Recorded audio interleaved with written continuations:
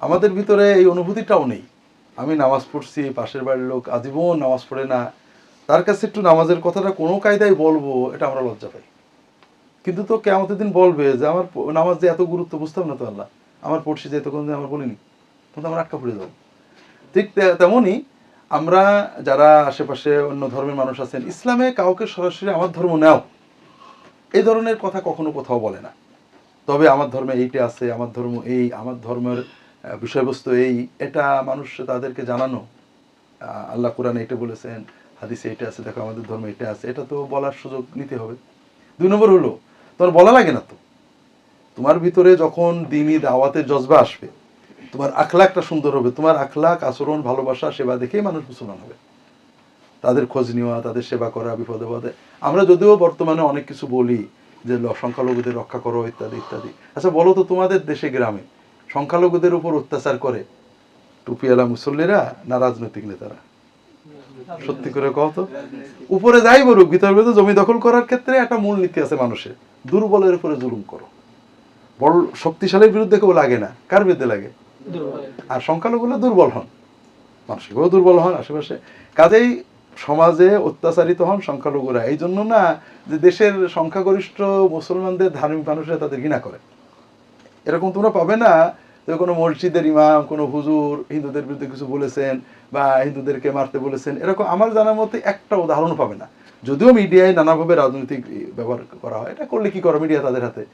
মূলত সংখ্যালঘুদের উপর জুলুম করে কারা? সমাজের যারা জমি দখল করে, মুসলমানেরও করে, হিন্দুরও করে। ঠিক আছে না? যারা মেয়ে বের করে নেয়, মুসলমানেরও করে, হিন্দুরও নেই। তো হিন্দুরটা একটু সুবিধে, দুটার দুর্বল থাকে। এই জন্য তুমি যদি তাদের পাশে দাঁড়াও, বিপদে আপদে তাদের যে অচ্ছুত ধারণা এগুলো দূর করো, এটাও তো একটা বড় দাওয়াত, বুঝেছো? এই জন্য তাদেরকে দিনের দাওয়াত বোঝাতে হবে। এরপরে গ্রহণ না করা তার ব্যাপার। কাউকে মুসলমান হতেই হবে, না হলে তোমার এই ধরনের কোনো করা ইসলাম আমাদের উৎসাহ দেয় না। না হলে তোমার সাথে মিশবো না, তোমার সাহায্য করবো না, এরকম না। 2 নম্বর হলো, আমাকে একজন আলেম ফোন করেছেন যে হুজুর, আমরা তো তাবিজ টাবিজ দিয়ে, আপনারা তাবিজ দিতে নিষেধ করেন, সবই ঠিক আছে, অনেক সময় হিন্দু মহিলারা, পুরুষেরা তাবিজ নিতে আসে, কি করব? আপনি কি হেরার আলোয় আলোকিত হতে চান? আপনি কি সুন্নার আলোকে জীবন গড়তে চান? প্রফেসর ডক্টর খন্দকার আব্দুল্লাহ জাহাঙ্গীর রচিত কোরআন সুন্না ভিত্তিক জীবন ঘনিষ্ঠ বইগুলো পড়ুন, সুন্দর জীবন গড়ুন। ইসলামী আকিদা, হাদিসের নামে জালিয়াতি, ইহয়াউস সুনান, রাহে বেলায়েত সহ আরো অনেক বই। কোরআন সুন্নার সাথে থাকুন, জীবন বদলে যাবে। যোগাযোগ আর সুন্না ট্রাস্ট 01715400640। কথা বুঝতে পারুন? আমি বললাম যে দেখেন, এটা খুব সহজ। আমাদের দেশে খ্রিস্টানরা হাসপাতালে চিকিৎসা দেন, জানো তো, সারা দেশে। তারা এটা বাস্তব সত্য প্রমাণিত। প্রথমে একটা খারাপ ওষুধ দিয়ে বলেন যে মোহাম্মদের নামে খেয়ে দেখো, এরপর নাই শ্রীকৃষ্ণের নামে খেয়ে দেখো, রামের নামে খেয়ে দেখো। তখন হয় না, আসে বলে খাইছিলে মোহাম্মদের নামে আলাইহিসসালাম অথবা রামের নামে, না তো কাজ হয় না, বলে যে এই ওষুধটা নিয়ে যাও, দেখে এটা যিশুর নামে, ঈসা নবীর নামে খেয়ে দেখো। খাই, এটা ভালো ওষুধ দিচ্ছে, ঠিক হয়ে যায়। বলে যে যিশু তোমাকে রোগ থেকে মুক্ত করেছেন, সেই যিশু তোমাকে জান্নাতেও নিয়ে আখিরাতেও মুক্ত করবে, তুমি যিশুর দলে এসো। প্রতারণা করে তারা, সম্পূর্ণ প্রতারণার মাধ্যমে তারা এটা করছেন। এখন তোমার কাছে যখন একজন দোয়া বা তাবিজ পানি পড়া নিতে আসলো, তুমি যদি তাকে বলো যে ভাই পানি পড়া নিয়ে যাও বা তাবিজটা নিয়ে যাও, যতদিন তাবিজটা রাখবে বা পানি পড়া রাখবে, ততদিন তুমি মূর্তির ঘরে যেও না। হিন্দু ধর্মে কিন্তু মূর্তি পূজা বাধ্যতামূলক না, কিন্তু ইসলাম ধর্মে মূর্তির ঘরে গেলে আল্লাহর কালামের অবমাননা হয়। কাজে তুমি ভাই মূর্তির ঘরে যেও না, যতদিন তাবিজটা রাখো, অথবা যতদিন পানি ব্যবহার করো, তুমি মূর্তির ঘরে যেও না। তখন তার ভিতরে তাওহীদের একটা মহব্বত তৈরি হবে। কথা বলছো না? এটুকু তো আমরা বলি না।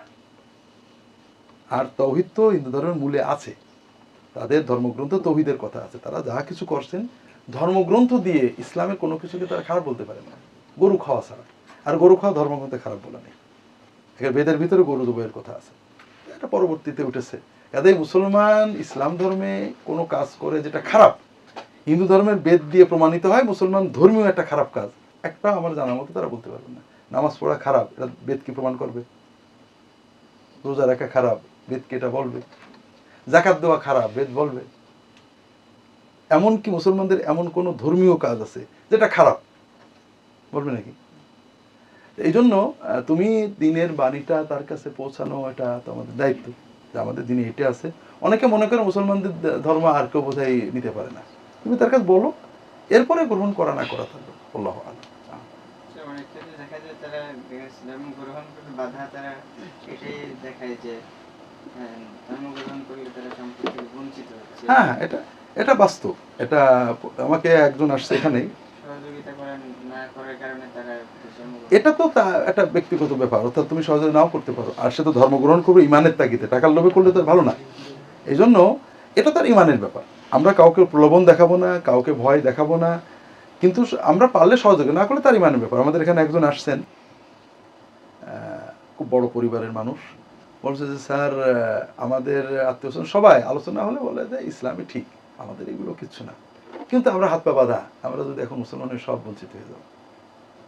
কিন্তু আমি তো স্যার এটা মানতে পারছি না। এটা আপনার ইমানের ব্যাপার, আমার তো এই ক্ষমতা নেই যে আপনাকে আমি প্রোটেকশন দেবো। আপনি কতটুকু আল্লাহর সাথে বিশ্বাস নিয়ে করেছেন, আল্লাহ আপনি যেটুকু পারেন। তো বিষয় হলো, আমরা কোনো একটা ব্যক্তি মুসলমান হলেই আমাদের মানে তাকে রক্ষা দিতে পারবো এই ক্ষমতা আমাদের নেই, তবে দাওয়াত পৌঁছে দেওয়ার দায়িত্ব আমাদের আছে। আল্লাহ।